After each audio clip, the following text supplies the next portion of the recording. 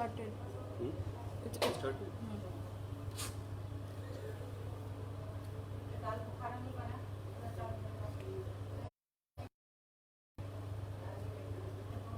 Hello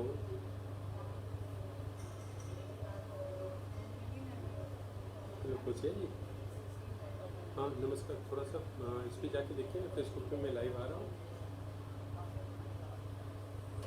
हाँ हाँ, तो अभी शुरू करना है? कितने बजे से शुरू करना है? आवाज़ आ रही है? थोड़ा सा देखिए। हाँ हाँ, इसको करके और आप ये कीजिए कि आवाज़ आ रही है कि नहीं।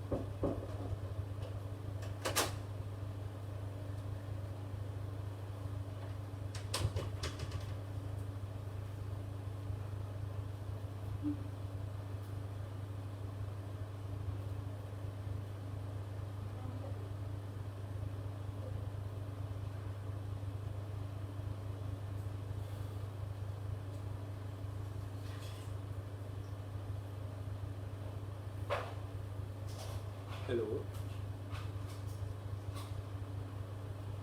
हेलो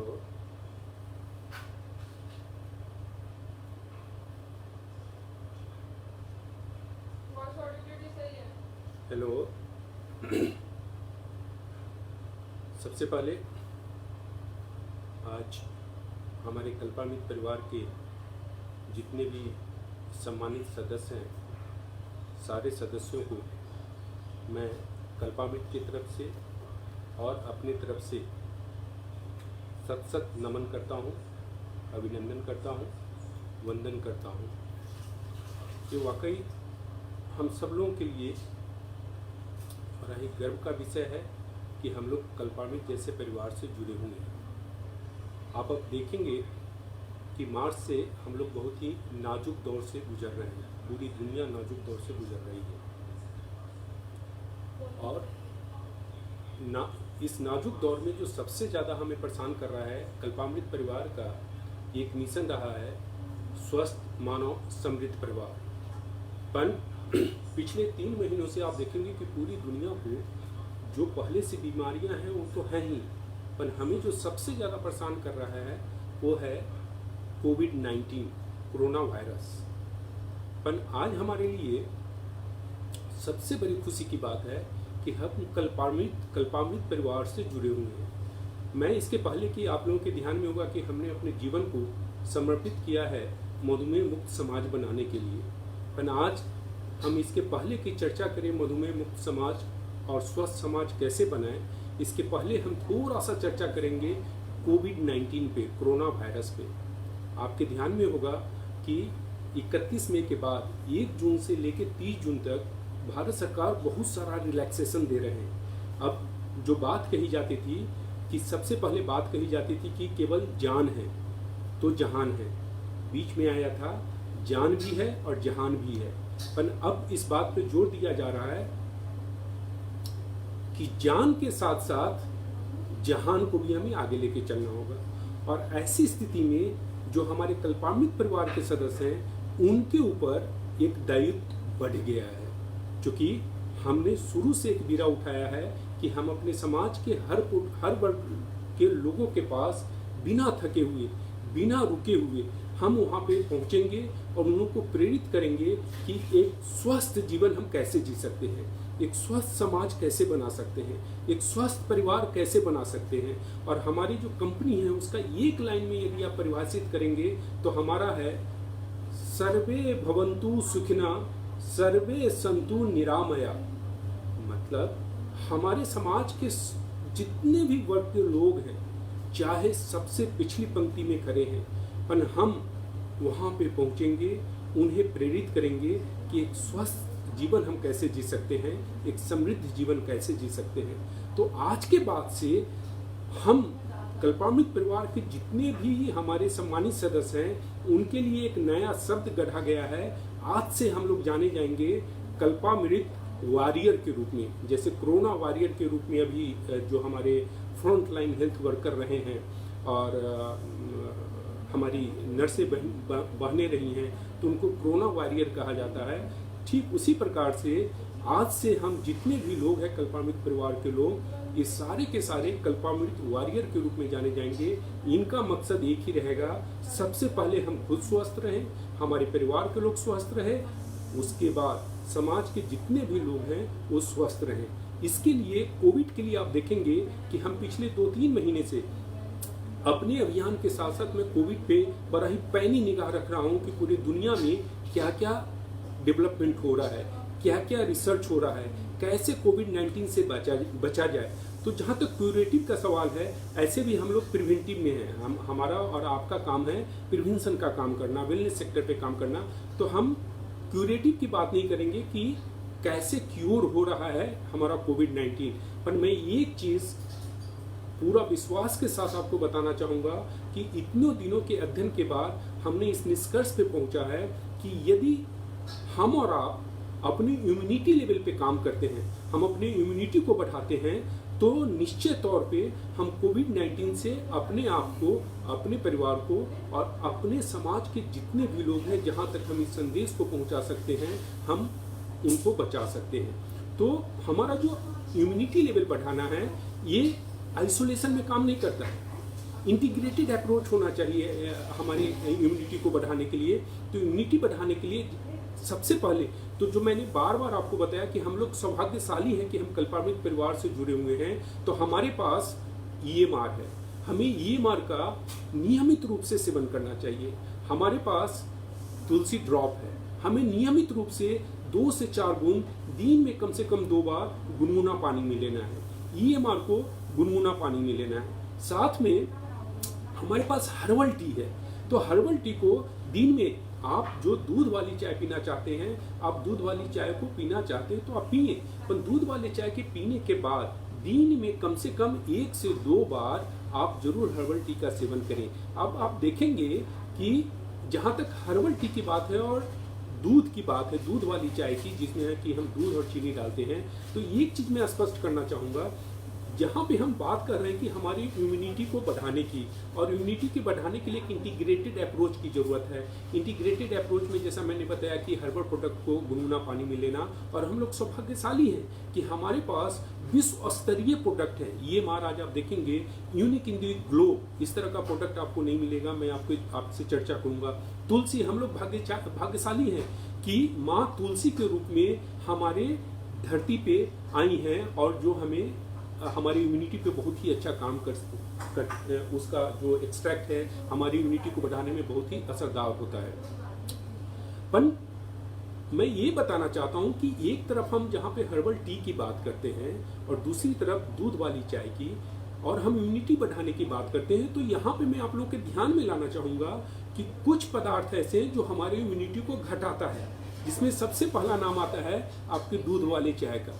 दूध वाला चाय जो है हमारी इम्यूनिटी को घटाता है। मतलब चीनी का सेवन आपने ज़्यादा किया तो इम्यूनिटी को घटाएगा, मैदा का सेवन आपने ज़्यादा किया तो इम्यूनिटी को घटाएगा, ज़्यादा तला भुना खाएंगे तो इम्यूनिटी को घटाएंगे। तो मैं आप लोगों से निवेदन करूँगा कि इन 3 चीज़ों पे हमें विशेष ध्यान रखना है कि हम बहुत ज़्यादा तला भुना नहीं खा रहे हैं, हम बहुत ज़्यादा चीनी वाला आइटम जो है सो नहीं खा रहे हैं। और तीसरा, जो दूध वाला चाय है उससे हम कितना बच सकते हैं। दूध वाला चाय से बचना है, चीनी से बचना है, मैदा से बचना है। मैदा का जो बना हुआ जितने भी प्रकार के तत्व हैं उससे हमें बचना है। क्यों? क्योंकि मैदा से हमारा इम्यूनिटी घटेगा। तो हमें इन चीज़ों को, इम्यूनिटी को बढ़ाना है। साथ में हमें इस बात का पूरा ध्यान रखना है कि जिन पदार्थों से, जिन खाद्य पदार्थों से हमारा इम्यूनिटी घट रहा है उसको हम पूर्णतः अभी वर्जित करें अपने घर में, अपने परिवार में। फिर से मैं दोहराना चाहूँगा, मैदा, चीनी, दूध वाला चाय, इन चीज़ों से हमें बचना है।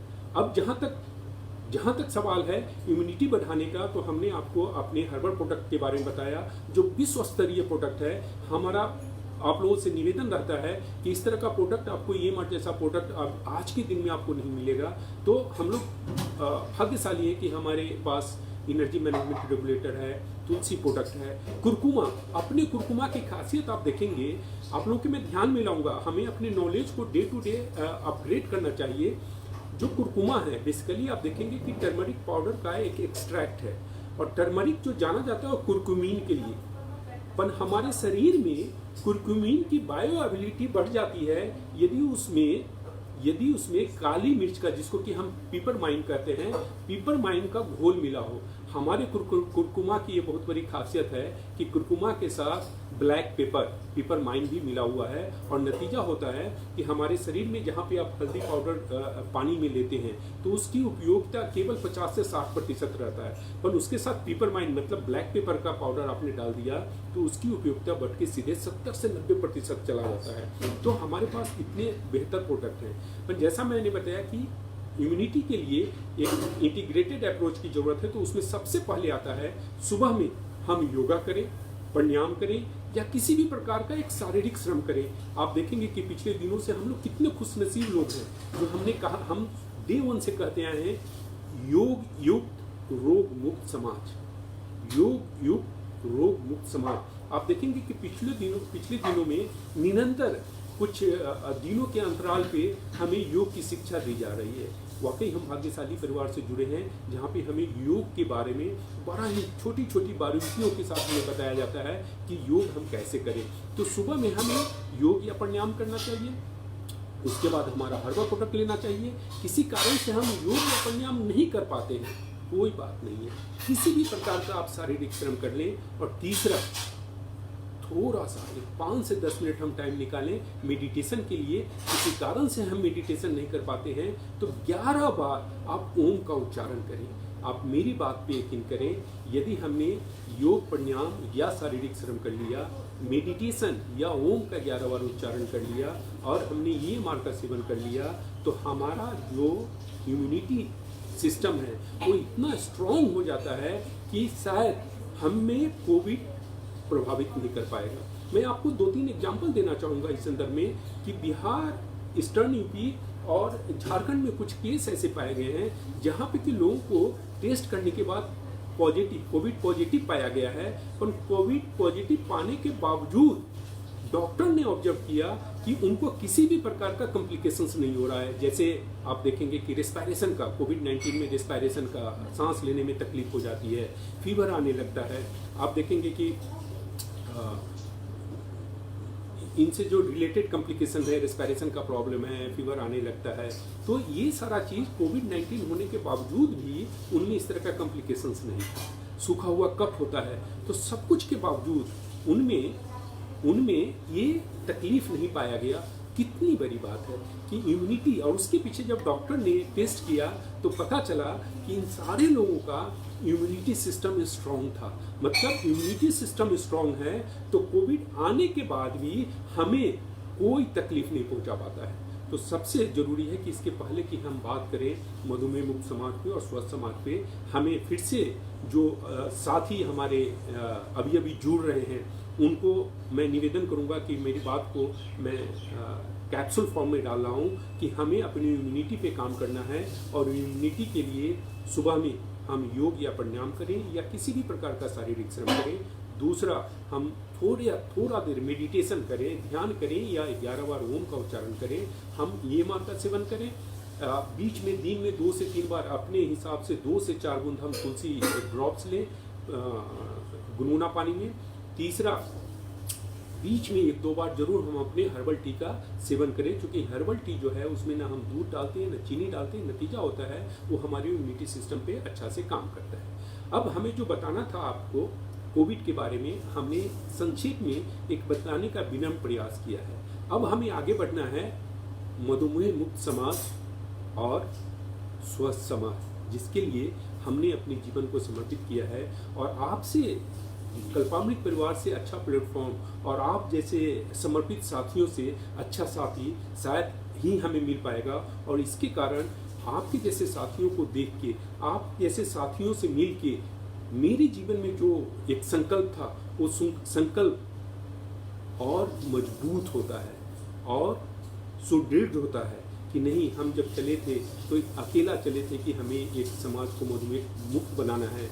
कई बार लोगों ने हमारी बातों पे यकीन किया, कई बार लोगों ने हमारी बातों पे यकीन नहीं किया, फिर भी हम आगे बढ़ते रहे। और नतीजा है कि आपके जैसे साथी से हमें रूबरू होने का मौका मिला, जो समर्पित, जैसा मैंने बताया कि आप लोगों को यदि मैं कहूँ तो आप लोग कल्पामृत वॉरियर के रूप में हैं। कल्पामित वॉरियर के साथियों से जब मिलता हूँ तो हमारा संकल्प और सुदृढ़, कल्पामित परिवार का संकल्प सुदृढ़ हो जाता है, मजबूत हो जाता है कि नहीं, हम जिस रास्ते पे चल रहे हैं वो रास्ता बहुत सही है और धीरे धीरे सैन्य सैन्य करके हम आगे बढ़ेंगे अपनी शिक्षा के बदौलत, अपने प्रोडक्ट के प्रोडक्ट, तो हम जरूर एक स्वस्थ समाज और मधुमेह मुक्त समाज बनाने में सफल होंगे। ऐसा मुझे पूर्ण विश्वास है। ऐसा विश्वास इसलिए है कि मुझे आप लोगों पे पूर्ण विश्वास है कि आप सही तरीके से हमारी शिक्षा को, हमारे प्रोडक्ट को लोगों तक आप पहुँचाएंगे। जैसा कि मैं हमेशा कहता हूँ कि हमारे पास व्हाट्सएप के ग्रुप हैं, उस पर जब भी लोगों का कुछ क्वेरी आता है तो मेरा पूरा प्रयास रहता है कि मैं उन्हें सही मार्गदर्शन दूँ। तो हम हमेशा केवल आज के लाइव के साथ ही नहीं, हमेशा मेरा प्रयास रहता है कि आप लोगों को एक सही मार्गदर्शन दिया जाए, आप लोगों को सही तरीके से हेल्थ के बारे में और प्रोडक्ट के रूप में शिक्षित किया जाए, ताकि कहीं पे भी हम जाएं तो हम कहीं पे भी गलत कमिटमेंट नहीं करें, एक सही नॉलेज दें, सही शिक्षा दें, सही प्रोडक्ट के बारे में दें और लोगों को प्रेरित कर पाएँ कि वो डायबिटीज फ्री और मधुमेह मुक्त जीवन कैसे जी सकते हैं। अब स्वस्थ जीवन और डायबिटीज फ्री के लिए, जैसा कि हम शुरू से बताते आ रहे हैं आपको, कि 3 मूलभूत स्तंभ पे निर्भर करता है। हमारा स्वस्थ रहना और डायबिटीज फ्री जीवन जीना 3 मूलभूत स्तंभ पे रहता है, जिसमें सबसे पहला है शारीरिक श्रम। हमने इम्यूनिटी के बारे में भी बताया था कि शारीरिक श्रम और योग करना बहुत जरूरी है। और शारीरिक श्रम को एक छोटा सा उदाहरण देके मैं आप लोगों के ध्यान में लाना चाहूँगा कि कितना जरूरी है शारीरिक श्रम। हमारे और आपके घर में एक नवजात शिशु है जो जिसका उम्र महज 2 से 3 महीने का है, अपने माता पिता की भाषा को नहीं समझता है, तो हम ऐसा मानते हैं कि परम पिता परमेश्वर की भाषा, परम पिता परमेश्वर से उसका संवाद होता है। उस बच्चे का, नवजात शिशु का संवाद परम पिता परमेश्वर से हो रहा है और उस बच्चे को 2 बातों का ज्ञान है। पहला, हमने जन्म लिया है तो स्वस्थ रहना है, और दूसरा, यदि स्वस्थ रहना है तो हमें शारीरिक श्रम करना होगा। अब आप देखें कि नवजात शिशु न चलना जानता है, न दौड़ना जानता है, न योगा जानता है, न प्राणायाम जानता है, फिर भी उसके मन में संकल्प है कि नहीं, मुझे स्वस्थ रहना है और मुझे शारीरिक श्रम करना है। अब आप देखेंगे कि बच्चे को लेटा के 10 कदम आप दूर चले जाएं तो आप पाएंगे कि बच्चा अपने हाथ पैर को हिला रहा है, अपने हाथ पैर को हिला रहा है। Is it not a kind of physical activity? It's a kind. Yoga में आप देखेंगे कि होता क्या है, किसी न किसी तरीके से हम अपने हाथ को, अपने पैर को, अपनी जितनी भी पिंडलियां हैं उनको, अपने शरीर के अंग को हम हिलाते डुलाते रहते हैं। And this is what the child is doing. आप देखेंगे कि जो नवजात शिशु है वो ये कर रहा है। मतलब हमें उनसे प्रेरणा लेने की जरूरत है। जिन्हें हम अबोध बालक कहते हैं वो तो स्वास्थ्य के मामले में हमसे भी ज़्यादा बोधी निकले, तो हमें उनसे प्रेरणा लेने की जरूरत है कि हमें किसी भी प्रकार का शारीरिक श्रम करना बहुत ही जरूरी है। अब दूसरा है पोषक तत्व और तीसरा है ऊर्जा। पोषक तत्व ऊर्जा के लिए, पोषक तत्व ऊर्जा के लिए कुदरत ने, हमारे ईश्वर ने खाने का प्रावधान किया है। पर बदलते परिवेश में आप देखिए कि कुदरत ने खाने का व्यवस्था किया है केवल और केवल कि उससे हमें पोषक तत्व मिले और ऊर्जा मिले। अब इसमें आप देखेंगे तो सबसे इंपॉर्टेंट होता है ऊर्जा। ऊर्जा इसलिए इंपॉर्टेंट होता है कि आप मेरी बातों को बड़ी ध्यान से समझने का प्रयास करेंगे कि पूरा ब्रह्मांड एक कॉस्मिक एनर्जी से चल रहा है और हम और आप इस ब्रह्मांड के एक छोटी सी इकाई है। तो हमारा जो शरीर है वो पूरा के पूरा ऊर्जा से संचालित हो रहा है। और मैं आपके ध्यान में लाऊं कि हम लोग कहते हैं यदि किसी इंसान की मृत्यु होती है तो हम ये कहते हैं कि इस इंसान की मृत्यु हो गई है, या कभी कभी हम ये कहते हैं कि इस इंसान का प्राण निकल गया। प्राण क्या है? प्राण ऊर्जा की इकाई है। मतलब हमारे और आपके शरीर से प्राण निकला, ऊर्जा निकला, और हमारा और आपका शरीर केवल एक हाड़ और मांस का लोथरा बन के रह जाता है, केवल हाड़ और मांस का लोथरा है। तो बहुत इंपॉर्टेंट है ऊर्जा और पोषक तत्व। अब ऊर्जा और पोषक तत्व के लिए ईश्वर ने खाने का प्रावधान किया है, पर बदलते परिवेश में हमारा खाने का 2 ही उद्देश्य है। बदलते परिवेश में हमारे खाने का 2 ही उद्देश्य है। पहला कि खाना कितना टेस्टी है, और दूसरा हमें पेट भर के खाना है। हमने इन चीज़ों को भूल गया कि खाने का मुख्य उद्देश्य होता है कि हमें खाने से पोषक तत्व मिलता है और हमें खाने से ऊर्जा मिलता है। अब हम खाना कुछ भी खाते हैं तो आप देखेंगे कि खाने का 2 मूल भाग है। पहला proteins, vitamins, minerals, protein, vitamins, minerals, इन तीनों को जब हम मिला देते हैं तो उसको हम कहते हैं पोषक तत्व, न्यूट्रिशन। और दूसरा भाग होता है अकेला कार्बोहाइड्रेट। कार्बोहाइड्रेट बहुत इंपॉर्टेंट पॉइंट है। आज हमारा चर्चा का विषय न्यूट्रिशन के साथ साथ कार्बोहाइड्रेट पे रहेगा। अब आप देखेंगे कि खाना खाने के बाद, पचने के बाद कार्बोहाइड्रेट शुगर में तब्दील होता है, चीनी बन जाता है। क्यों बनता है? क्योंकि हमारा शरीर करीब करीब 70 लाख करोड़ सेल से बना है और 70 लाख करोड़ सेल्स को सुचारू रूप से संचालित करने के लिए ऊर्जा की आवश्यकता है और उस ऊर्जा की पूर्ति का मुख्य स्रोत शुगर होता है। इसलिए ईश्वर हमने जो खाना खाया और जो कार्बोहाइड्रेट है उसको शुगर में तब्दील कर देते हैं। पर शुगर से ऊर्जा में कैसे तब्दील होता है इसको समझना बहुत जरूरी है। हमारे शरीर में लीवर के ठीक नीचे आप देखेंगे तो एक छोटा सा अंग है जिसको हम कहते हैं अग्नाशय, या इंग्लिश में कहते हैं पैनक्रियाज। हम अग्नाशय कहते हैं या पैनक्रियाज कहते हैं। आप देखेंगे कि मोटे तौर पे हमारा जो पैनक्रियाज है, जो अग्नाशय है, उसमें मोटे तौर पे 4 प्रकार के सेल्स हैं, alpha cell, beta cell, delta cell, gamma cell. पर आज चर्चा का विषय रहेगा बीटा सेल्स।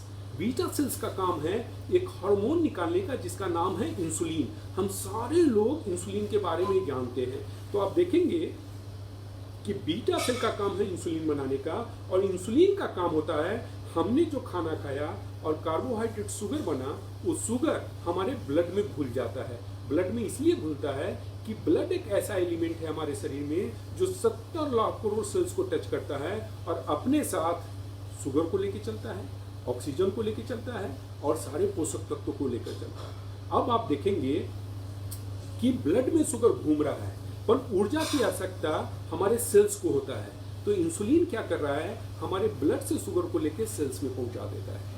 ऊर्जा की आवश्यकता हमारे सेल्स को है। तो इंसुलिन का काम केवल और केवल है हमारे ब्लड से शुगर को लेके सेल्स में पहुंचाने का। पर सेल्स में पहुंच जाने के बाद भी शुगर एनर्जी में तब्दील नहीं होता है।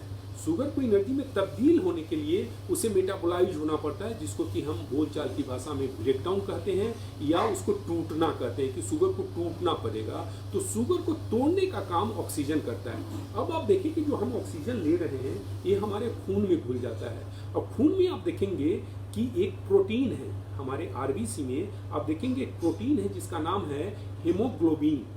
हीमोग्लोबिन हमारे ब्लड में जो ऑक्सीजन है उसको सेल्स में पहुंचा देता है। अब आप देखेंगे कि सेल्स में मोटे तौर पे 2 एलिमेंट पहुंच गया, एक शुगर पहुंच गया और दूसरा ऑक्सीजन पहुंच गया। तो शुगर को तोड़ने का काम, ब्रेकडाउन करने का काम हमारा ऑक्सीजन करता है। अब आप देखेंगे कि शुगर 3 एलिमेंट से बना है। शुगर 3 एलिमेंट से बना है, carbon, hydrogen, oxygen. Carbon, hydrogen, oxygen. अब आप देखेंगे कि हमने जो बाहर से ऑक्सीजन लिया, हमारे शुगर का ऑक्सीजन आपस में मिल के एनर्जी बनता है। हमने बाहर से ऑक्सीजन लिया और हमारे शुगर का हाइड्रोजन पानी बनता है, H2O। इसलिए आप देखेंगे कि जब सुबह में आप योगा, प्राणायाम, एक्सरसाइज करेंगे या कोई भी शारीरिक श्रम करेंगे तो आपको उस समय पसीना निकलना शुरू होता है। पसीना क्यों निकलता है?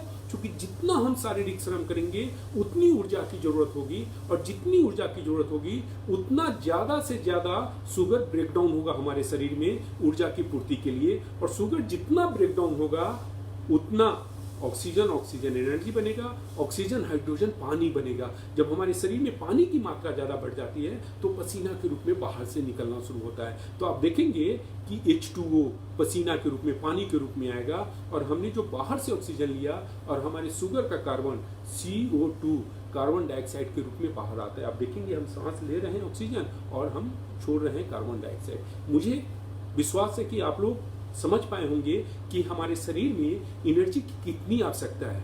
प्राण को हम एनर्जी कहते हैं, और ऑक्सीजन को आप देखेंगे ये सबसे बड़ा कारण है कि ऑक्सीजन को प्राण वायु कहते हैं, क्योंकि ऑक्सीजन ही शुगर को मेटाबोलाइज करके एनर्जी में तब्दील करता है। और यूं कहें कि ऑक्सीजन एनर्जी बनता है। And this is the reason कि हम अपने देश में ऑक्सीजन को प्राण वायु कहते हैं। मुझे विश्वास है कि आप लोगों के समझ में आया होगा। अब डायबिटीज किसको कहते हैं? यहाँ तक तो हमने समझा कि हमारे शरीर में ऊर्जा की कितनी जरूरत है। अब डायबिटीज किसको कहते हैं?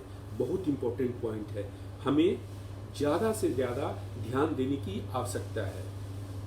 किसी कारण से इंसुलिन का बनना कम जाए, किसी कारण से इंसुलिन का बनना कम जाए या इंसुलिन का उपयोग सही तरीके से ना हो, तो दोनों परिस्थिति में ब्लड से शुगर सेल्स में नहीं पहुंच पाता है। मेरी बात को समझें। किसी कारण से इंसुलिन का बनना कम जाए, क्या कारण है उस पर भी हम चर्चा करेंगे। अभी केवल हम इस बात पे ध्यान देंगे कि किसी कारण से इंसुलिन का बनना कम जाए या इंसुलिन सही तरीके से उपयोग न हो, तो दोनों परिस्थिति में हमारे ब्लड से शुगर सेल्स में नहीं पहुंच पाता है। और जब ब्लड से शुगर सेल्स में नहीं पहुंचता है, हम खाना खाए जाते हैं, कार्बोहाइड्रेट शुगर बनता जाता है, तो ब्लड में शुगर बढ़ना शुरू हो जाता है। ब्लड में जो शुगर बढ़ता है उसको डायबिटीज कहते हैं। पर हमारे जो सम्मानित सदस्य हैं कल्पामृत को, इस बात को समझने के लिए यहाँ पे हमारी बात को नहीं सुन रहे हैं कि ब्लड में शुगर बढ़ता है उसको डायबिटीज कहते हैं। हम यहाँ पे इस बात को समझने के लिए बैठे हैं कि ब्लड में जो शुगर बढ़ रहा है वो तो डायबिटीज का महज प्रमाण है। परिणाम क्या है? परिणाम है कि हमें जितनी ऊर्जा की आवश्यकता थी उतनी ऊर्जा नहीं मिल पा रही है। अब शुगर इतना मेटाबोलाइज होकर एनर्जी में तब्दील नहीं हो रहा था। हमारे हार्ट को काम करने के लिए, हमारे किडनी को काम करने के लिए, हमारे लीवर को काम करने के लिए, हमारे आंख को काम करने के लिए, हमारे मस्तिष्क को काम करने के लिए जितनी ऊर्जा की जरूरत थी उतनी ऊर्जा नहीं मिल पा रही है। और ये सबसे बड़ा कारण है कि डायबिटीज को साइलेंट किलर कहते हैं। मैं आप लोगों से निवेदन करूंगा कि आप किसी भी हार्ट के हॉस्पिटल में जाएं और आप जाके वहां पे सर्वे करें कि जनाब आपके यहाँ जो हार्ट के पेशेंट आ रहे हैं 10, उसमें से डायबिटीज वाले कितने हैं। या तो आप जाके सर्वे करें या आप मेरी बातों पे यकीन करें, 10 में 8 पेशेंट जो हार्ट के पहुंच रहे हैं उसमें डायबिटीज वाले हैं। आपके ध्यान में आ रहा है हार्ट वाले क्यों हैं? क्योंकि हमारे हार्ट को काम करने के लिए जितनी ऊर्जा की जरूरत है अब उतनी ऊर्जा नहीं मिल पाती है। स्वाभाविक तौर पे हमारा हार्ट डैमेज होना शुरू हो जाता है। आप देखेंगे कि जितनी भी प्रॉब्लम है उसको आप सर्वे करेंगे तो पाएंगे कि किडनी के जितने भी फेल होने के कारण है या किडनी का हेल्थ सही नहीं है, उसके पीछे मोटे तौर पे 2 ही प्रमुख कारण है। पहला हाई ब्लड प्रेशर और दूसरा डायबिटीज। तो आप देखेंगे इस प्रकार से डायबिटीज होने के साथ हमारा हार्ट, किडनी, लीवर, आंख सारे धीरे धीरे डैमेज होना शुरू हो जाता है। अब हमने आपको ये बताया कि इंसुलिन का बनना कम हो जाना या इंसुलिन का सही तरीके से उपयोग ना हो पाना, इसके पीछे क्या क्या कारण है। तो इंसुलिन का सही तरीके से नहीं बन पाने के पीछे जो मुख्य कारण है वो है सबसे पहले हमारे खाने में पोषक तत्वों की कमी का होना।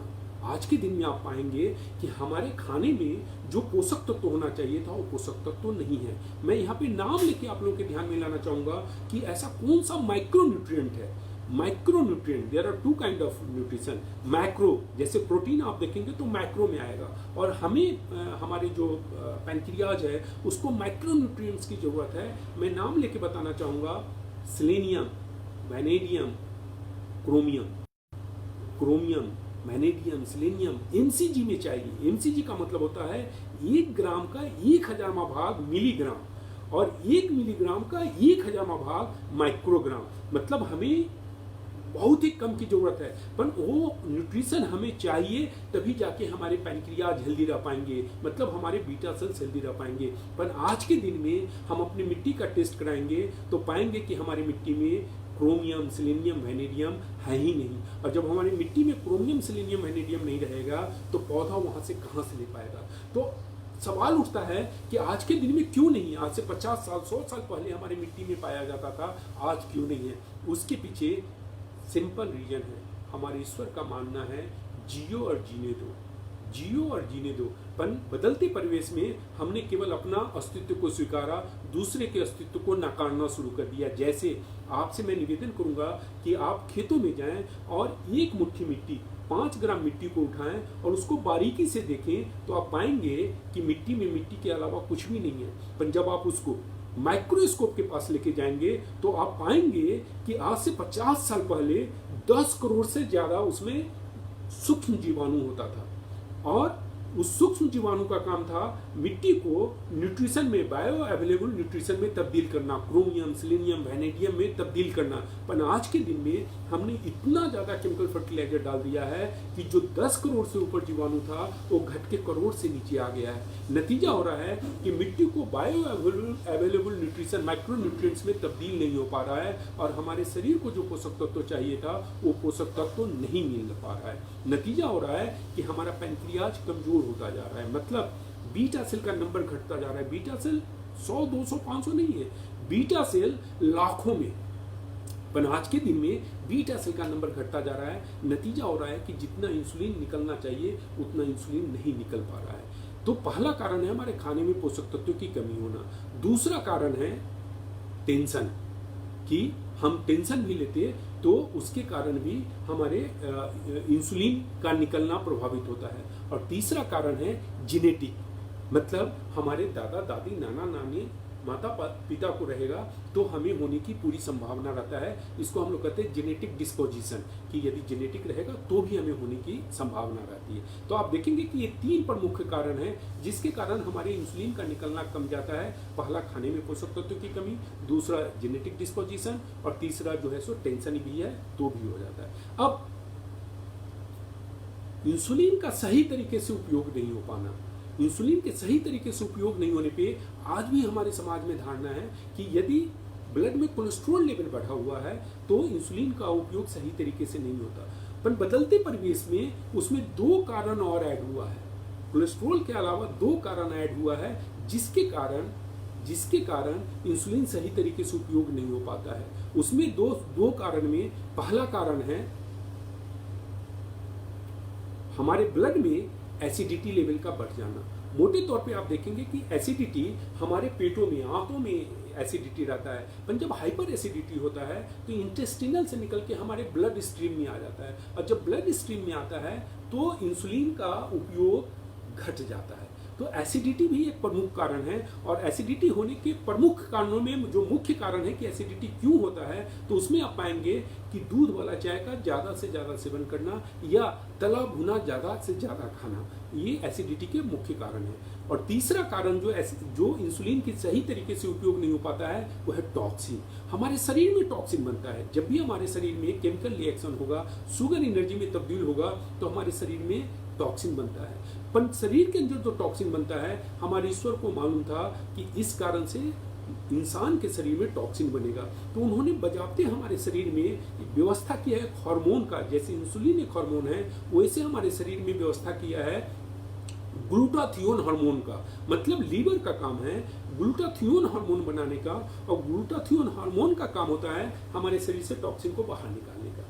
पर बदलते परिवेश में हमारे शरीर के अंदर जितना टॉक्सिन बनता है उससे ज़्यादा टॉक्सिन, कम से कम 10 टाइम्स से ज़्यादा टॉक्सिन हम बाहर से ले रहे हैं। जैसे हवा का दूषित होना, हमारे खाद्य पदार्थ पे ज़्यादा से ज़्यादा इंसेक्टिसाइड और पेस्टिसाइड का यूज होना, ज़्यादा से ज़्यादा तनाव लेना। तनाव लेने से नुकसान क्या होता है? तनाव, जब भी हम स्ट्रेस लेते हैं तो हमारे शरीर में टॉक्सिन पैदा होता है। अब इतना ज़्यादा हमारे शरीर में टॉक्सिन बाहर से जा रहा है, नतीजा हो रहा है कि हमारे शरीर के अंदर में जो तंत्र है, लीवर है और ग्लूटाथियोन हार्मोन है, वो सुचारू रूप से टॉक्सिन को नहीं निकाल पाता है। नतीजा होता है कि हमारे शरीर में रेजिड्यूअल टॉक्सिन बच जाता है, टॉक्सिन का रेजिड्यू बच जाता है, जिसका परिणाम होता है एक तो इंसुलिन का सही तरीके से उपयोग न होना, और दूसरा यदि टॉक्सिन का लेवल ज़्यादा बढ़ जाएगा तो हमारे सेल्स न्यूट्रिशन को सही तरीके से ऑब्जॉर्ब नहीं कर पाते हैं। और ये भी एक कारण है कि जब न्यूट्रिशन ऑब्जॉर्ब नहीं करेगा तो बीटा सेल, यहाँ पे मैं चर्चा करूंगा बीटा सेल का, पैंक्रियाज का, उसका नंबर घटना शुरू हो जाता है। अब मुझे पूरा विश्वास है कि आपके ध्यान में आ गया कि डायबिटीज होता क्या है। ब्लड में शुगर लेवल का बढ़ना डायबिटीज है। पर डायबिटीज के प्रमुख कारण में क्या क्या है? पहला कारण है हमारे खाने में पोषक तत्व की कमी होना, दूसरा है हमारे जेनेटिक डिस्पोजिशन होना, तीसरा कारण है टेंशन, चौथा कारण है शरीर में टॉक्सिन लेवल का बढ़ जाना। इसके कारण हमारे शरीर में इंसुलिन का सही तरीके से सेक्रेशन नहीं होता है। पर इंसुलिन के सही तरीके से उपयोग नहीं होने के पीछे 3 कारण हैं: कोलेस्ट्रॉल, एसिडिटी एंड टॉक्सिन। अब मैं आप लोग के ध्यान में लाऊंगा कि ऐसा क्यों कहा जाता है कि एक बार डायबिटीज हो गया तो जीवन पर्यंत डायबिटीज के साथ जीना पड़ता है। ऐसा कहा जाता है कि नहीं कहा जाता? ऐसा कहा जाता है कि डायबिटीज हो गया तो जीवन पर्यंत डायबिटीज के साथ जीना पड़ेगा, और जब डायबिटीज के साथ हम 2 से 20 साल जीना शुरू करते हैं तो डायबिटीज एडवांस कॉम्प्लिकेशंस में तब्दील हो जाता है। वो हमारे हार्ट, किडनी, लीवर को डैमेज करता है। कब? जबकि हम एलोपैथ मेडिसिन खा रहे हैं। तो ऐसा क्यों कहा जाता है? सबसे पहले हमें 2 चीज़ों को समझना होगा। देयर आर 2 वर्ड्स, एक है केमिकल और दूसरा है फाइटोकेमिकल, जिसको कि हम फाइटोन्यूट्रिएंट्स भी कहते हैं। केमिकल, फाइटोकेमिकल या फाइटोन्यूट्रिएंट्स। केमिकल हम सब लोगों को मालूम है, क्योंकि आज के दिन में हम ज़्यादा से ज़्यादा केमिकल का यूज कर रहे हैं। और फाइटोकेमिकल, जब भी किसी शब्द के पहले फाइटो लगे, PHYTO, फाइटो, PHYTO, फाइटो लगे, तो इसका मतलब होता है कि ये तत्व पौधा से एक्सट्रैक्ट किया गया है। जब भी फाइटो वर्ड लगे तो हमें मोटे तौर पे समझ लेना है कि इसमें जितने भी तत्व हैं वो पौधा से एक्सट्रैक्ट किया गया है। अब देखिए केमिकल और फाइटोकेमिकल, केमिकल की कमी क्या है और फाइटोकेमिकल का बेनिफिट क्या है, दोनों में अंतर आप समझिए। केमिकल एक साथ आप 8-10 से ज़्यादा यूज करते हैं, इन नंबर से ज़्यादा यूज करते हैं, तो हमारे शरीर को लाभ से ज़्यादा नुकसान पहुंचाता है। और फाइटोकेमिकल की बात मैं बताऊं, जो पौधा से निकाला गया है, माँ प्रकृति से निकाला गया है, जिस शब्द के आगे माँ लग जाए वो कभी भी हमारे लिए, मानव के लिए हितकारी होता है। तो फाइटोकेमिकल माँ प्रकृति से लाया गया है। तो माँ प्रकृति से हम 8, 10, 20, 25, 50, 100 का बात नहीं करेंगे। यदि 150 फाइटोकेमिकल भी, फाइटोन्यूट्रिएंट्स हम आपस में यूज करेंगे तो हमारे शरीर को कुछ ना कुछ लाभ देगा, नुकसान का सवाल नहीं उठता है। नुकसान का सवाल नहीं उठता है। जबकि केमिकल में आप 8-10 इन नंबर से ज्यादा यूज करते हैं तो आपके शरीर को लाभ से ज्यादा नुकसान करेगा। जो लाभ मिलने वाला था वो लाभ मिलेगा, पर वो आपके हार्ट, किडनी, लीवर को डैमेज करेगा। अब यहाँ पे किस परिप्रेक्ष्य में मैं इन बातों को समझाना चाहता था, उस बात को आप समझिए। हमारे पैनक्रियाज को हेल्दी रखने के लिए करीब करीब 27 न्यूट्रिशन की जरूरत है, फाइटोकेमिकल की जरूरत है। और एलोपैथ में ये संभव ही नहीं था कि एक साथ 27 फाइटोकेमिकल यूज किया जाए, 27 केमिकल यूज किया जाए। तो वहां पे पूरा रिसर्च चला, लाखों करोड़ रुपया खर्च करने के बाद एलोपैथ में रिसर्च हुआ और इस निष्कर्ष पे पहुंचा कि डायबिटीज को केवल हम कंट्रोल कर सकते हैं। क्यों? क्योंकि हम बीटा सेल को रीजनरेट नहीं कर सकते हैं, हम बीटा सेल को रिजुवनेट नहीं कर सकते हैं। तो वहां पे जो एक बात निकल के आए कि हम केवल बीटा सेल को स्टिमुलेट करा सकते हैं इंसुलिन निकालने के लिए। तो यहां पे जो दवा बना उसका नाम है ग्लिमिप्राइड। कंपनी का नाम अलग हो सकता है, प्रोडक्ट का नाम अलग हो सकता है, पर आप यूरोप चले जाएं, आप अमेरिका चले जाएं, आप पाएंगे कि डायबिटीज का जो मुख्य दवा है वो ग्लिमिप्राइड है। और उसका काम केवल और केवल है बीटा सेल को स्टिमुलेट करा के इंसुलिन निकालने का। अब आप देखेंगे कि हमारे डायबिटीज का मुख्य कारण है बीटा सेल का डीजेनरेट होना, उसके नंबर्स का कमना और परिणाम स्वरूप इंसुलिन का नहीं निकलना। तो आप उसको ज्यादा से ज्यादा, मतलब जितने बीटा सेल बचे हुए हैं उसको ज्यादा से ज्यादा स्टिमुलेट करा के आप डायबिटीज फ्री नहीं हो सकते हैं। और दूसरा जो हम टैबलेट खाते हैं उसका नाम है मेटफॉर्मिन। मेटफॉर्मिन का काम होता है केवल और केवल हमारे ब्लड में कोलेस्ट्रॉल को कम करना। पर आप पाएंगे कि बदलते परिवेश में इंसुलिन के सही तरीके से उपयोग नहीं होने के पीछे 2 कारण और ऐड हो गया है।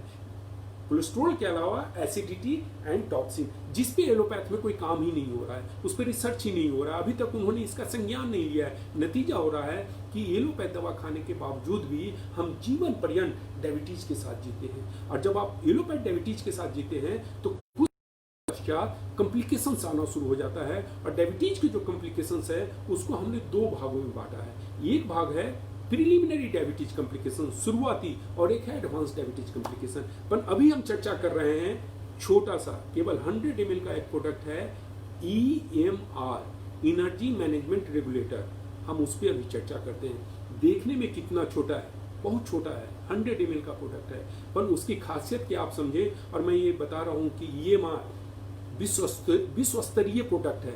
आप आज पूरे भारत में या ग्लोब लेवल पे चले जाएं, मेरी बात को यदि आपने 5 मिनट अभी ध्यान से समझा, यदि आप बातों को 5 से 10 मिनट ध्यान से समझा, तो आप पाएंगे कि वाकई जो आपके पास प्रोडक्ट है वो विश्व स्तरीय प्रोडक्ट है। उसका आज तक इंटरनेशनल लेवल पे, ग्लोबल लेवल पे आप इस तरह के प्रोडक्ट को नहीं पाएंगे। और ये सबसे बड़ा कारण है कि पिछले दिनों मोदी जी ने कहा कि हमें लोकल भी होना है, हमें वोकल भी होना है, हमें ग्लोबल भी होना है, कि यदि हमारा प्रोडक्ट अच्छा है तो हम सब लोगों को आपस में मिल के बोलना है, हमें उस पर गर्व करना है, गौरवान्वित होना है कि हमारा प्रोडक्ट देसी है, पर वो अच्छा प्रोडक्ट है और ये प्रोडक्ट विश्वस्तरीय है। पर आपको समझना जरूरी है, हम जब भी कोई काम करेंगे तो हमारा टेम्परामेंट साइंटिफिक होना चाहिए। तो लेट अस अंडरस्टैंड कि हमारा EMR क्या काम करता है। आप देखिए, सबसे पहले EMR क्या कर रहा है, हमारे शरीर में जो रेजिडुअल टॉक्सिन है, जो हमने आपको बताया कि टॉक्सिन बच रहा है, तो सबसे पहले ये टॉक्सिन को फ्लश आउट करता है। दूसरा, हमारे पैनक्रियाज को करीब करीब 27 न्यूट्रिशन की जरूरत है, फाइटोकेमिकल की जरूरत है, फाइटोन्यूट्रिएंट्स की जरूरत है। तो आप देखेंगे कि छोटी सी शीशी में वो सारा न्यूट्रिएंट्स है जो हमारे बीटा सेल को रीजनरेट और रीजुनेट करता है। ये बीटा सेल को जाके स्टिमुलेट नहीं करता है, ये बीटा सेल को जाके वो सारा पोषक तत्व देता है जो समय के अंतराल के साथ 2 दिन, 5 दिन, 10 दिन, 15 दिन में आपकी EMR के लेने से शायद कोई लाभ नहीं मिलेगा। जबकि आप एलोपैथी मेडिसिन जो हमने ग्लीमिप्राइड बताया, अभी आप लें और 2 घंटे के बाद आप अपने ब्लड शुगर का टेस्ट करेंगे तो पता चलेगा कि आपका ब्लड शुगर नीचे आ रहा है। EMR में ऐसा नहीं होता है। मैं एकदम स्वस्थ हूँ, मुझे डायबिटीज नहीं है, फिर भी मैं EMR का सेवन कर रहा हूं, मतलब उसका शुगर से कोई मतलब नहीं है। पर समझने वाली बात है, वो हमारे बीटा सेल को, हमारे पैनक्रियाज को जितने पोषक तत्व की जरूरत है सारा पोषक तत्व देता है। और नतीजा होता है कि बीटा सेल रीजनरेट और रीजुनेट होता है। नतीजा होगा इंसुलिन सही तरीके से निकलेगा। अब हम आगे चलते हैं। हमने ये बताया कि इंसुलिन का सही तरीके से उपयोग नहीं हो पाता है, उसके पीछे 3 रीजन हमने बताया था, कोलेस्ट्रॉल, एसिडिटी एंड टॉक्सिन। अब आप समझे मेरी बातों को। EMR हमारे ब्लड में कोलेस्ट्रॉल लेवल को नॉर्मल रेंज में लाता है, कोलेस्ट्रॉल लेवल बढ़ा है उसको कम करता है। दूसरा, एसिडिटी को न्यूट्रलाइज करता है। कोई इंसान आपसे कहे कि मुझे 20 साल से एसिडिटी है, 10 साल से एसिडिटी है, हाइपर एसिडिटी है, हमने भारत की सारी दवाओं को खा लिया, हमें कोई लाभ न मिला, आप जाके उनको EMR दें और वहां पे आपको 7 से 10 दिन में रिजल्ट मिलेगा। मतलब एसिडिटी को न्यूट्रलाइज करता है। और तीसरा, टॉक्सिन को हमने पहले ही बताया कि टॉक्सिन को फ्लश आउट करता है। अब आप देखें कि EMR एक ऐसा प्रोडक्ट है जो हमारे पैनक्रियाज को हेल्दी करके से न्यूट्रिशन सुचारू रूप से निकलने में मदद करता है। और दूसरा, इंसुलिन सही तरीके से उपयोग हो उसके लिए जो जो कारक है, उस कारक को, जो कारण है वो कारण को हटा रहा है, एसिडिटी को न्यूट्रलाइज कर रहा है, कोलेस्ट्रॉल को नॉर्मलाइज कर रहा है और टॉक्सिन को। अब उसके बाद आप पाएंगे कि इतना होने के बाद भी एलोपैथ में अभी भी एक विषय पे कभी भी लोग चर्चा नहीं करते। कौन सा विषय है कि इंसुलिन के सही होने के बाद ब्लड से शुगर सेल्स में तो पहुंच रहा है, पर आप पाएंगे आज के बाद से आप लोग ऑब्जर्व करने का प्रयास करेंगे, एक सर्वे करने का प्रयास करेंगे कि यदि आपने 10 डायबिटिक पर्सन से मिला तो आप उसमें देखेंगे कि 10 में 7 से 8 डायबिटिक आपको ऐसे मिलेंगे जिनका हीमोग्लोबिन लेवल नीचे रह रहा है। मेरी बात को गौर से समझिए। अभी से आप सर्वे करने का प्रयास करें कि आप 10 डायबिटिक से मिले तो आप पाएंगे कि 10 में से 7 से 8 ऐसे डायबिटिक हैं जिनका हीमोग्लोबिन लेवल नीचे रह रहा है। अब यदि हीमोग्लोबिन लेवल नीचे रहेगा तो आप समझे कि इंसुलिन का काम केवल और केवल ब्लड से शुगर को पहुंचाना है, उसको मेटाबोलाइज करना नहीं है। पर जब हीमोग्लोबिन लेवल नीचे रहेगा तो ऑक्सीजन सुचारू रूप से नहीं पहुंच पाएगा। अब आप देखें, आपका EMR हीमोग्लोबिन लेवल को बढ़ाता है या यदि जिस सज्जन का बढ़ा हुआ है उसको मेंटेन करता है। अब आप देखें कि हमारे शरीर में शुगर को ऊर्जा में तब्दील करने के लिए जितने भी तंत्र प्रभावी रूप से काम कर रहे थे, हमारे शरीर में शुगर को ऊर्जा में तब्दील करने के लिए जितने भी तंत्र प्रभावी रूप से काम कर रहे थे, आप पाएंगे कि EMR सारे तंत्र पे प्रभावी रूप से काम कर रहा है। मेरी बात को गौर से समझेंगे, 2 लाइन है। हमारे शरीर में जितने भी तंत्र शुगर को ऊर्जा में तब्दील करने के लिए प्रभावी रूप से काम कर रहे थे, हमारा EMR सारे तंत्र पे प्रभावी रूप से काम करता है। नतीजा होता है 6, 7, 8 महीना जाते जाते ब्लड ब्लड से शुगर सही तरीके से में ऊर्जा तब्दील होता है और उसको हम लोग कहते हैं डायबिटीज फ्री। अब आप देखेंगे यहाँ पे दो शब्द बन के आया, डायबिटीज कंट्रोल और डायबिटीज फ्री। डायबिटीज कंट्रोल का मतलब होता है कि आप एलोपैथिक दवा ले रहे होते हैं, उसके बाद भी आपको कॉम्प्लिकेशंस के साथ जीना पड़ता है, तकलीफ के साथ, कष्ट के साथ जीना पड़ता है। तो जो दो कॉम्प्लिकेशंस है, पहला का नाम है preliminary diabetes complications. Preliminary diabetes complications का मतलब होता है कि अभी आपको डायबिटीज हुआ, आप एलोपैथ दवा खा रहे होते हैं, उसके बावजूद आप पाएंगे तो काफ मसल्स में दर्द रहेगा, आपके बैक मसल्स में दर्द रहेगा, शाम के समय सुस्ती रहेगी, रात में हम बाथरूम ज्यादा जाते हैं और शाम के समय कुछ लोगों के स्वभाव में परिवर्तन आया है, मतलब उनका स्वभाव चिड़चिड़ापन हो जाता है। आपको कॉन्स्टिपेशन रहना, डायबिटीज हुआ और कॉन्स्टिपेशन रहना शुरू हो जाएगा, आपकी शारीरिक क्षमता काम करने का धीरे धीरे प्रभावित होता है। और जब ये कंटिन्यू करता है तो 2 से 20 साल जाते जाते अब ये एडवांस डायबिटीज कॉम्प्लिकेशंस में तब्दील हो जाता है। एडवांस डायबिटीज कॉम्प्लिकेशंस का मतलब होता है अब ये आपके हार्ट को डैमेज करेगा, किडनी को डैमेज करेगा, लीवर को डैमेज करेगा, आपसे आंख की देखने की क्षमता प्रभावित होगी, आपकी याद मेमोरी पावर प्रभावित होगी, आपकी कान से सुनने की क्षमता प्रभावित होगी और एक छोटा सा जख्म हो जाएगा। अब वो जख्म नहीं भरेगा, जब वो जख्म नहीं भरेगा तो उसमें एक इन्फेक्शन आता है, we call it gangrene. Gangrene आने के बाद डॉक्टर साहब आपको कहेंगे कि जनाब अब इसका कोई इलाज नहीं है, अब इसको एम्पुचुएट करें, इसको सर्जरी करके हटाएं। आपने साहस, आपने हिम्मत है, आपने डॉक्टर साहब से पूछ लिया कि डॉक्टर साहब जब ये जख्म नहीं भरा था तो ये सर्जरी करने के बाद जो जख्म होगा वो भरेगा क्या? कहेंगे ईश्वर से प्रार्थना करना, और ईश्वर से प्रार्थना करने के बाद भी ये जख्म नहीं भरेगा तो डॉक्टर साहब आपको क्या कहेंगे?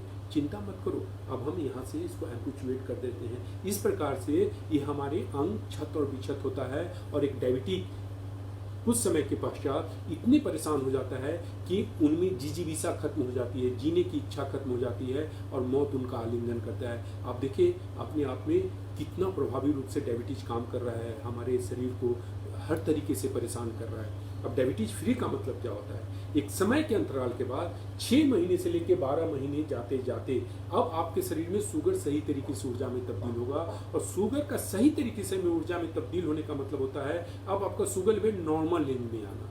शुगर लेवल का नॉर्मल रेंज में आने का मतलब होता है मोटे तौर पे आप देखेंगे फास्टिंग ब्लड शुगर 130 mg/dl हो तो आप समझे कि आपका 130 से नीचे हो तो आप समझे कि आप स्वस्थ हैं, और खाना खाने के बाद यदि आपका शुगर लेवल 160 के नीचे है तो आप समझे कि स्वस्थ हो।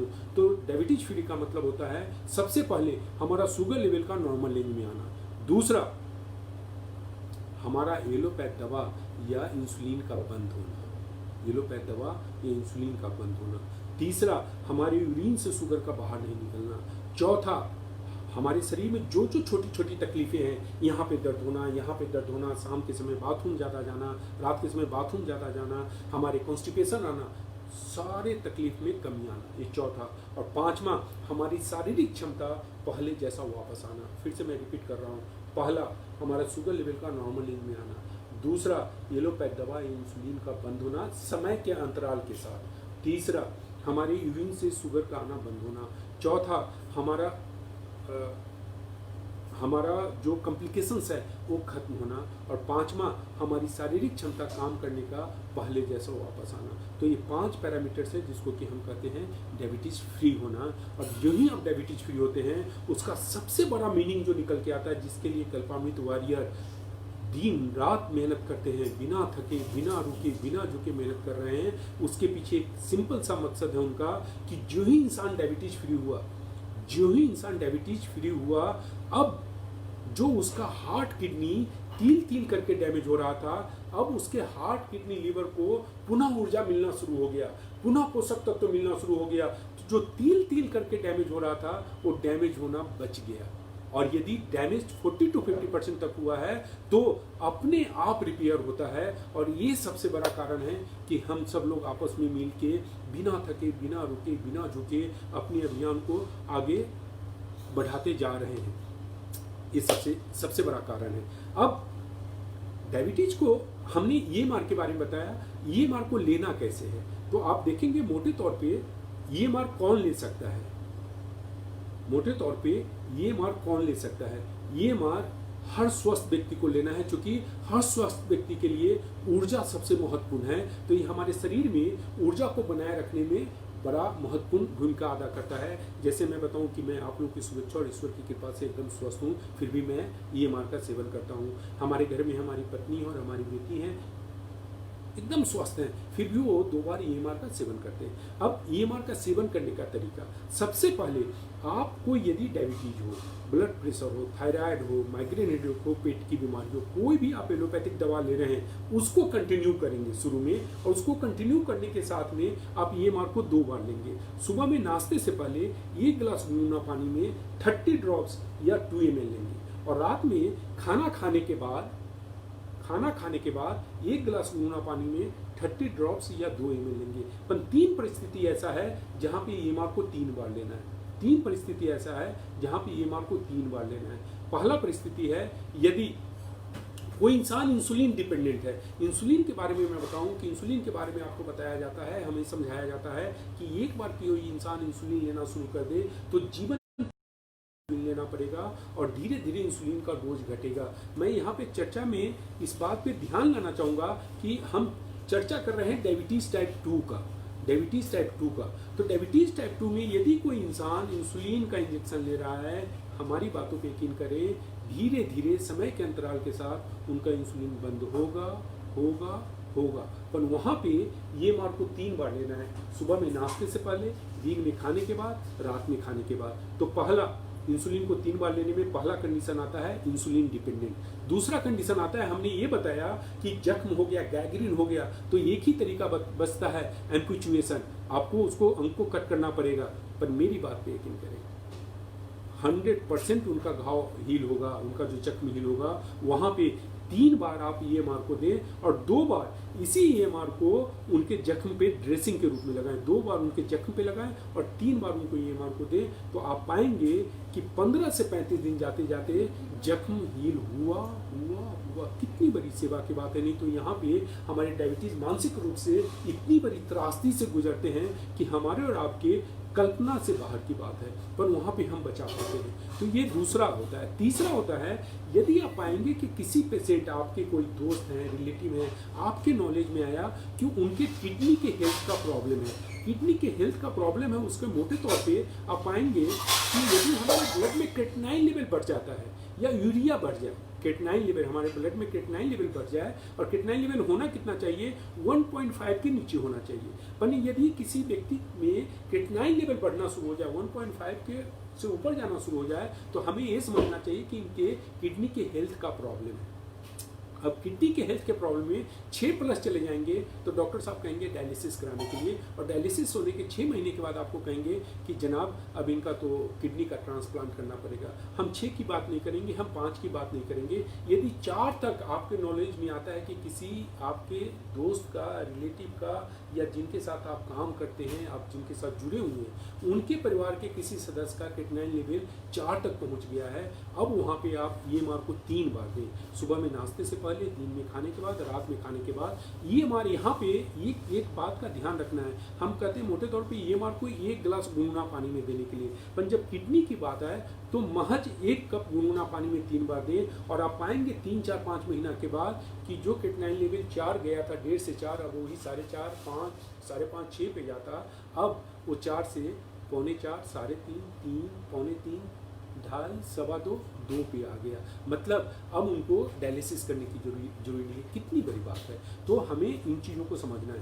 अब जैसे हमने आपको डायबिटीज के बारे में बड़ा विस्तृत चर्चा करके समझाने का प्रयास किया ताकि हमारे परिवार के सारे सदस्य चीज़ों को सही संदर्भ में समझे और सही संदर्भ में लोगों तक पहुंचा पाएँ, तो बहुत ही संक्षेप में मैं बताना चाहूँगा कि जैसे डायबिटीज को कहा जाता है लाइलाज, वैसे 3 बीमारियां और हैं जिसको कहा जाता है लाइलाज, जैसे blood pressure, thyroid, migraine headache. मतलब इन तीनों के बारे में कहा जाता है कि आपको जीवन पर्यंत एलोपैथिक मेडिसिन लेना पड़ेगा, और एलोपैथिक मेडिसिन लेने के बाद भी आपको उन सारे शारीरिक तकलीफ से गुजरना पड़ेगा, प्लस जीवन पर्यंत लेना पड़ेगा।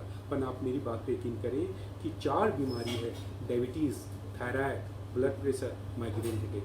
इनके पीछे मुख्य कारण है हमारे शरीर में शुगर का सही तरीके से ऊर्जा में तब्दील न होना, और हमारी ईएमआर का काम है शुगर को सही तरीके से ऊर्जा में तब्दील करना। तो जितना प्रभावी रूप से ये डायबिटीज पे काम कर रहा है उतना ही प्रभावी रूप से ब्लड प्रेशर पे काम करेगा, चाहे वो हाई ब्लड प्रेशर हो या लो ब्लड प्रेशर हो, पर उतना ही प्रभावी रूप से काम करेगा।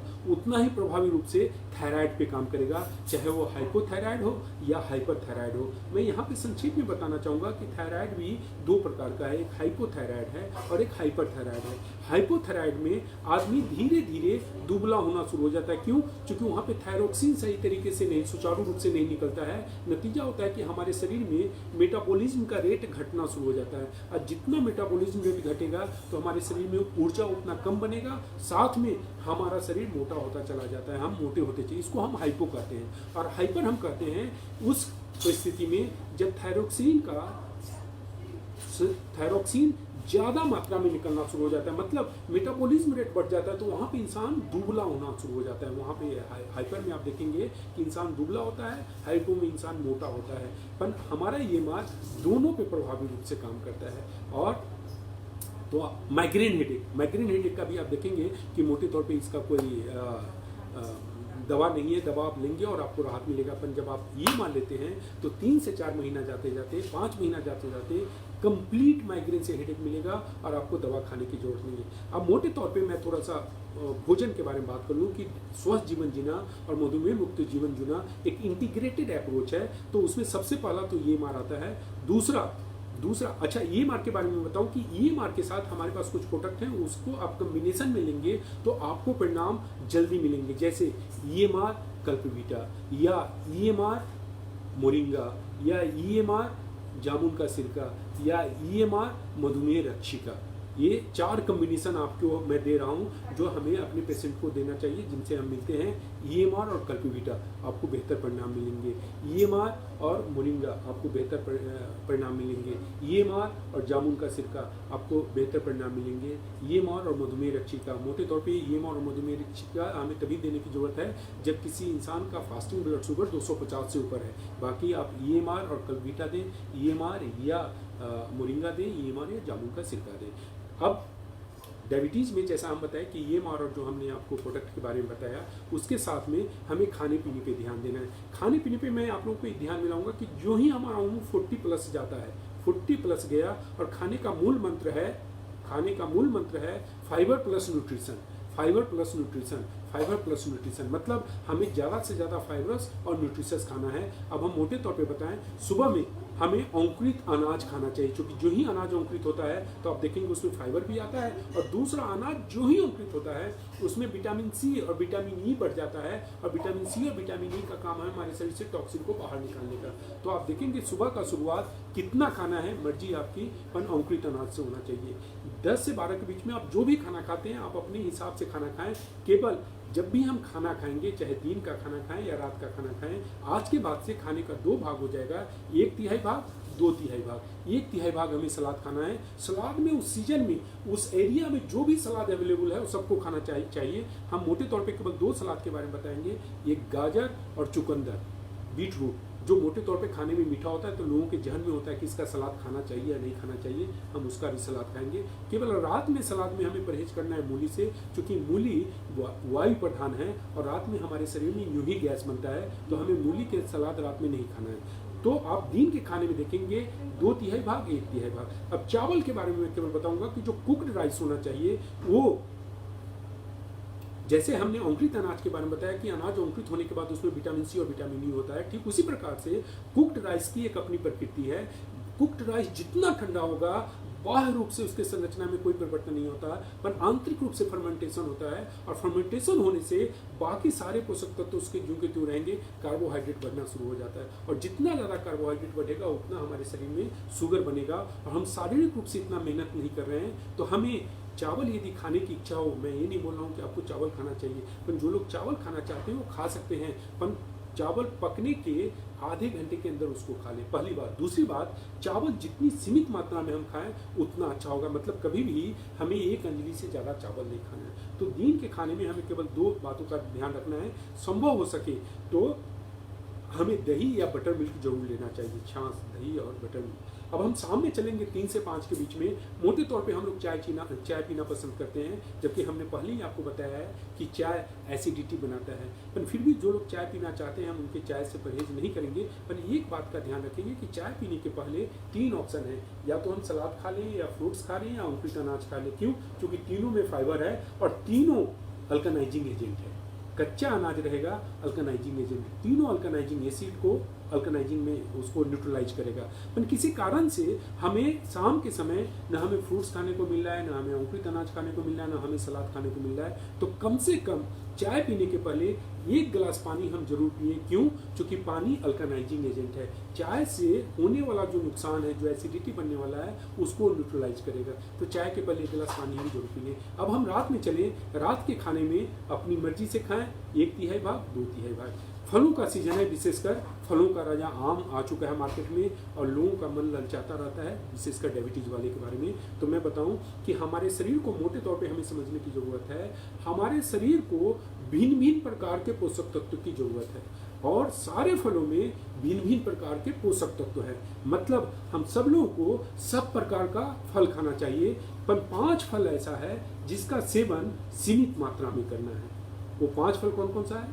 आम, केला, चीकू, सीताफल, द्राक्ष।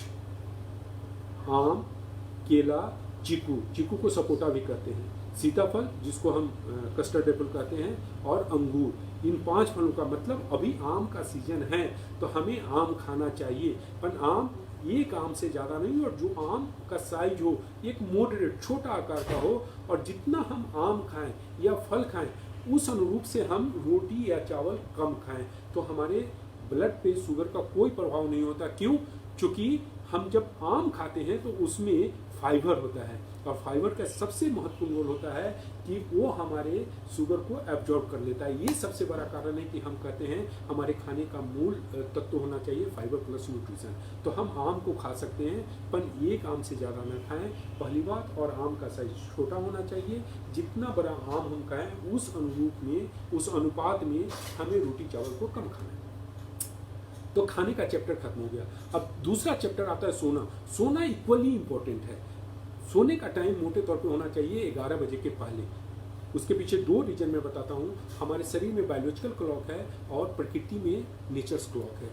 जब ये दोनों क्लॉक आपस में मिलता है तो साउंड स्लीप होता है। प्रकृति सोने कब जाती है? शाम के 7 बजे आप अपने घर से बाहर निकले, पक्षी का बोलना बंद हुआ, मतलब प्रकृति सोने गई। और सुबह में 4:30 बजे मेरे निवेदन पे आप अलार्म लगा के घर से बाहर निकलें तो आप पाएंगे कि पक्षी का बोलना शुरू हो गया, चहचहाना, पक्षी का चहचहाना शुरू हुआ, मतलब प्रकृति जाग गई। तो प्रकृति के जागने के पहले 5 आवर्स 30 मिनट पूरा करना जरूरी है। ऐसा इसलिए कि हमारे स्लीप का साइकिल होता है और वो साइकिल करीब करीब 1.5 घंटे का होता है। 3 साइकिल हमें चलाना है, मतलब आप देखेंगे तो करीब करीब हम 5 आवर्स 30 मिनट में हम जाते हैं। 1 आवर 45 मिनट का साइकिल है, तो हमें 1 आवर 45 मिनट्स को आप देखेंगे तो हम 5.5 घंटे का पूरा करना है। और 5.5 घंटा 4:30 बजे से 5.5 घंटा हम 11 बजे जा रहे हैं। अब दूसरा कारण है कि पूरे दिन हम काम करते हैं तो हमारे पूरे दिन काम करने के दौरान हमारे सेल्स डैमेज होते हैं, साथ में हमारे शरीर में टॉक्सिन बनता है। तो कुदरत ने एक टाइम फिक्स किया है 11 से 3, 4 घंटा जब हम सोते हैं तो हमारे शरीर में सेल्स रिपेयर होता है और टॉक्सिन निकाला जाता है। इसलिए ये सबसे बड़ा कारण है कि हमें 11 से 3, 4, 11:30 बजे के पहले सोने का पूरा प्रयास करना चाहिए। अब आप देखें कि हमने ये मान का सेवन बताया, खाने पीने में परिवर्तन बताया, सोने में परिवर्तन बताया, और last but not the least शारीरिक श्रम, उसके बारे में हमने शुरू में ही काफ़ी विस्तृत रूप से एक नवजात शिशु का चर्चा किया है। अब मैं आप लोगों को विश्वास देता हूँ कि हम EMR का सेवन करते हैं, हम खाने पीने में परिवर्तन लाते हैं, हम सोने में परिवर्तन लाते हैं, हम शारीरिक श्रम करते हैं, तो 99.99 नहीं 100% का हम विश्वास दिलाते हैं हम डायबिटीज फ्री जीवन जिएंगे।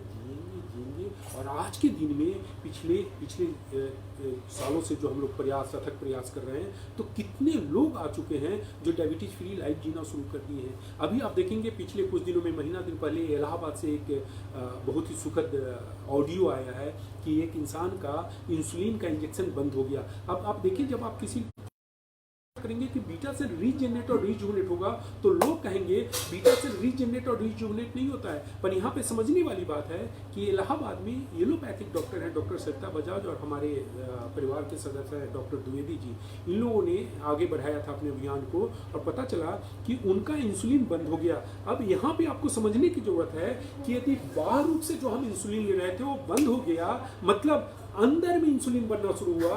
अंदर में इंसुलिन एक ही पार्ट्स बनाता है, एक ही सेल्स बनाता है, बीटा सेल, मतलब बीटा सेल रीजनरेट और रिजुवनेट हुआ कि नहीं?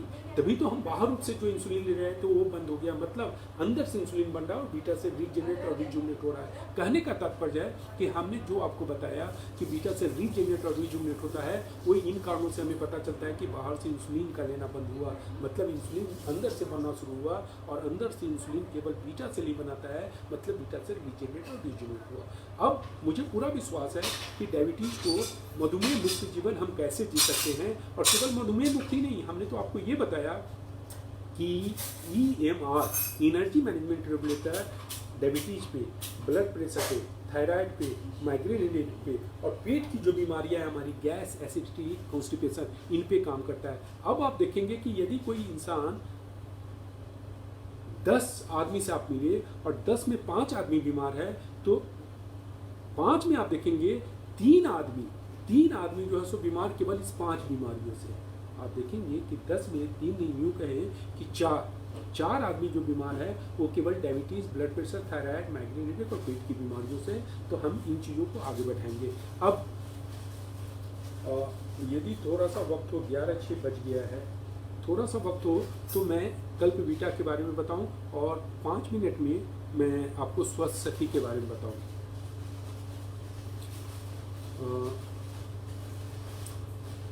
कल्प बीटा, जैसे EMR के बारे में हम सब लोग जानते हैं, वैसे कल्प बीटा के बारे में हमें ज़्यादा जानकारी नहीं है। जबकि कल्प बीटा जैसे EMR एक विश्व स्तरीय प्रोडक्ट है, हमारा आप लोगों से निवेदन है कि पूरे भारत आप ट्रैवल करें और आपको EMR जैसा एक ऐसा प्रोडक्ट मिल जाए जो ऊर्जा को, शुगर को ऊर्जा में तब्दील करने के लिए हॉलिस्टिक वे में सारे तंत्र पे काम करता हो। ऐसा प्रोडक्ट नहीं मिलेगा, चाहे आप इंडिया की बात करें या बाहर की बात करें। ठीक उसी प्रकार से आप देखेंगे कि कल्प बीटा के बारे में हमें बहुत ज़्यादा जानकारी नहीं है, और जिसके कारण कल्प बीटा अभी भी लोगों तक हम नहीं पहुंचा पा रहे हैं कल्प बीटा को, क्योंकि कल्प बीटा आपके पास एक विश्व स्तरीय प्रोडक्ट है। मैं एक उदाहरण देके बताऊंगा आपको कि हम सब लोग एम्बे को जानते हैं, USA की कंपनी है और विश्व स्तर की कंपनी है। एम्बे का एक प्रोडक्ट है न्यूट्रीलाइट, उसका सबसे, मतलब एम्बे और न्यूट्रीलाइट आपस में एक दूसरे के पर्यायवाची हैं। जैसे आज आप देखेंगे हमारा परिवार कल्पामृत और EMR आपस में एक दूसरे के पर्याय बन चुका है। EMR मीन्स कल्पामृत मतलब EMR। ठीक उसी प्रकार से एम्बे में आप देखेंगे कि न्यूट्रीलाइट उसका पर्याय बन चुका है। अब मैं आपके ध्यान में लाऊंगा, न्यूट्रीलाइट को मोटे तौर पे केवल और केवल प्रोटीन या इसेंशियल एमिनो एसिड के नाम से जाना जाता है। प्रोटीन को हम लोग एमिनो एसिड कहते हैं, तो उसमें मोटे तौर पे इसेंशियल एमिनो एसिड है। अब आप मेरी बात को समझें कि जैसे न्यूट्रीलाइट में जितने भी एमिनो एसिड है, इसेंशियल एमिनो एसिड, वो सारे इसेंशियल एमिनो एसिड आपके कल्प बीटा में, सारे इसेंशियल एमिनो एसिड जो न्यूट्रीलाइट में है वो सारे इसेंशियल एमिनो एसिड आपके कल्प बीटा में है। पर कल्प बीटा फिर भी न्यूट्रीलाइट से 2 कदम आगे। क्यों 2 कदम आगे वो मैं बताता हूँ। आज के दिन में यदि आप सर्वे करेंगे तो 10 में 7 लोग ऐसे मिलेंगे जिनके शरीर में विटामिन B12 की कमी है, और विटामिन B12 का काम होता है हमारे DNA के सिंथेसिस में, हमारे हेमोग्लोबिन को बढ़ाने में, हमारे न्यूरो सिस्टम को, न्यूरो को कंट्रोल करने में। आप देखेंगे कि बहुत ही महत्वपूर्ण रोल वो प्ले कर रहा है विटामिन B12। और आज के दिन में 10 में 7 लोगों में विटामिन B12 की कमी है, क्योंकि विटामिन B12 का जो मुख्य सोर्स है वो नॉनवेज है, और बहुत सारे हमारे समाज में लोग हैं जो नॉनवेज नहीं खाते हैं, और नॉनवेज खाने के बावजूद भी आज के दिन में विटामिन B12 की कमी हो रही है। क्योंकि ज़्यादा से ज़्यादा लोग, जो लोग भी नॉन वेजिटेरियन हैं, वो लोग चिकन खा रहे हैं, और चिकन मतलब एक हेन, अंडा से मुर्गी बनने में पहले 45 से 60 दिन लगता था, और उनको भिन्न भिन्न प्रकार के पोषक तत्व चुन के खाते थे। आज के दिन में हम उसको एक अपने हिसाब से उनको अंडा से 20 से 25 दिन में मुर्गी बन जाता है और उसको वही फीड मिलता है जो फीड हम देते हैं। नतीजा हो रहा है उसमें विटामिन B12 की कमी हो रही है। तो ये सबसे बड़ा कारण है कि विटामिन B12 की कमी, 10 में 7 लोगों में विटामिन B12 की कमी है। तो और वर्ल्ड हेल्थ ऑर्गेनाइजेशन का मानना है कि विटामिन B12 का हर्बल सोर्स नहीं है, हर्बल सोर्स नहीं है, पर आपका कल्पामृत ने इसको शोध किया और पाया कि नहीं, इसका हर्बल सोर्स है। तो आप देखेंगे आपके कल्पामृत में जो कल्पवीटा है, न्यूट्रीलाइट में जितने इसेंशियल एमिनो एसिड हैं वो सारे इसेंशियल एमिनो एसिड तो हैं ही, साथ में विटामिन B12 जितना एक इंसान को चाहिए, एक इंसान को मोटे तौर पे 70 to 72 mcg चाहिए, जबकि आपके कल्पवीटा में 75 mcg है, जितना इंसान को चाहिए उससे ज़्यादा है। तो आप देखेंगे इसेंशियल एमिनो एसिड के साथ उसमें विटामिन B12 है और साथ में विटामिन D का ट्रेस है। मेरी बात को आप समझेंगे, विटामिन D इतना नहीं है कि किसी इंसान के शरीर में विटामिन D के लेवल को बढ़ा दे, पर यदि विटामिन D है तो विटामिन D के लेवल को मेंटेन करता है, विटामिन D के लेवल को मेंटेन करता है। क्योंकि विटामिन D हमारे शरीर में स्टोर होते हैं, जैसे विटामिन B12 भी हमारे शरीर में स्टोर होते हैं और हमारा जो विटामिन D है वो भी स्टोर होता है।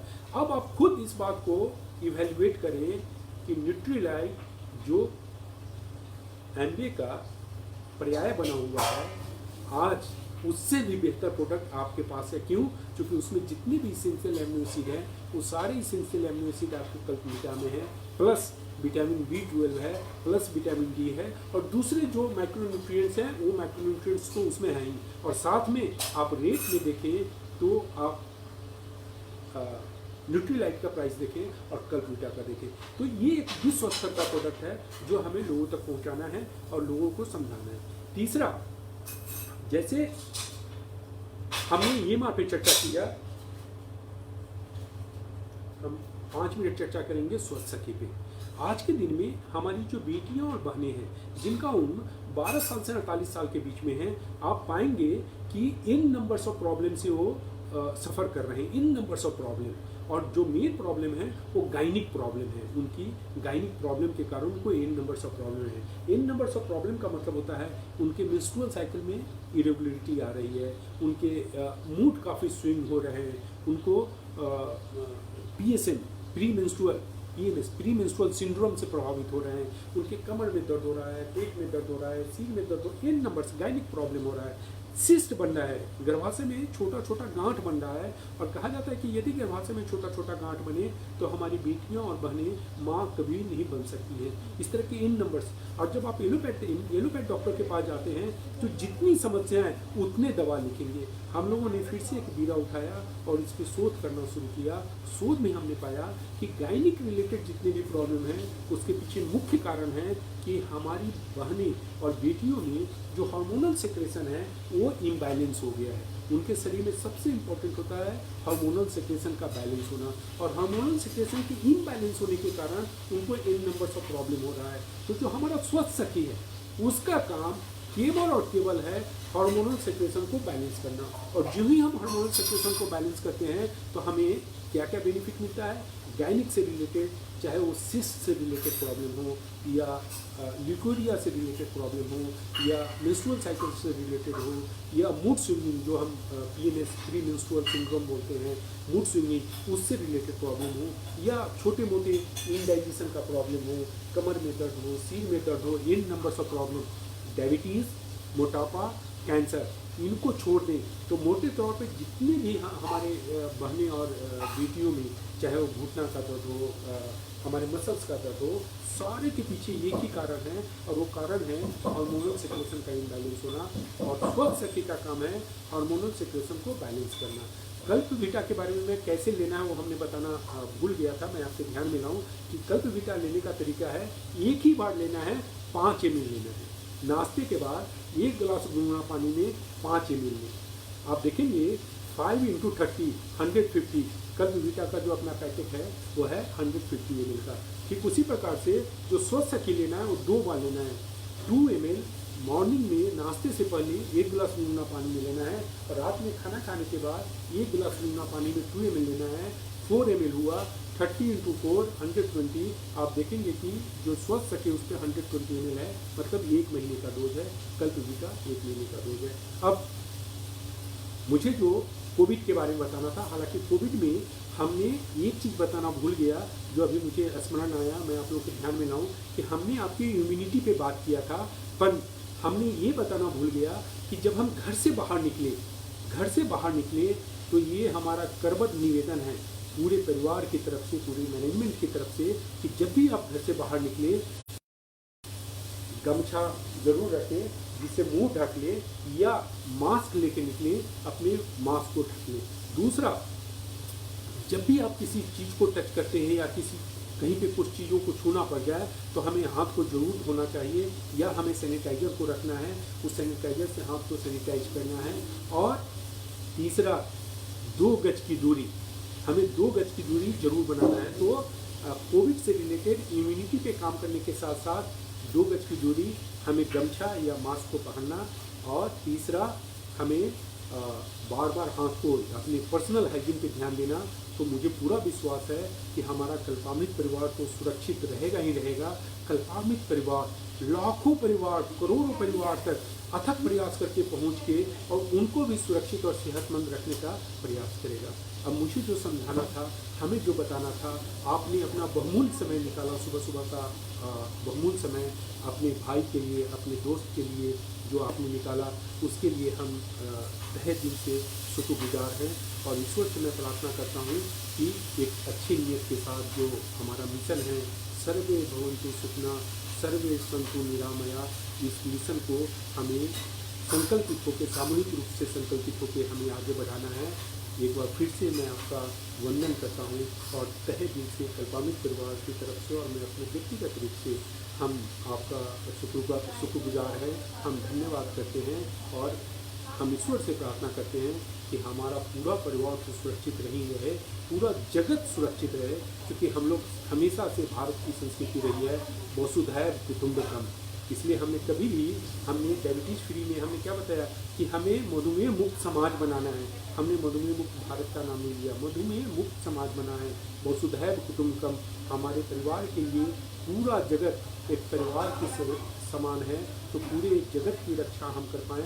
ईश्वर हमें इतनी शक्ति दे, हमें इतनी बुद्धि दे, इतनी सोच दे। एक बार फिर से आप सब लोगों का वंदन। Thank you, thanks a lot, God bless you. Let's live healthy life and diabetes free life. Let's live COVID protected life. Thanks a lot. God bless you.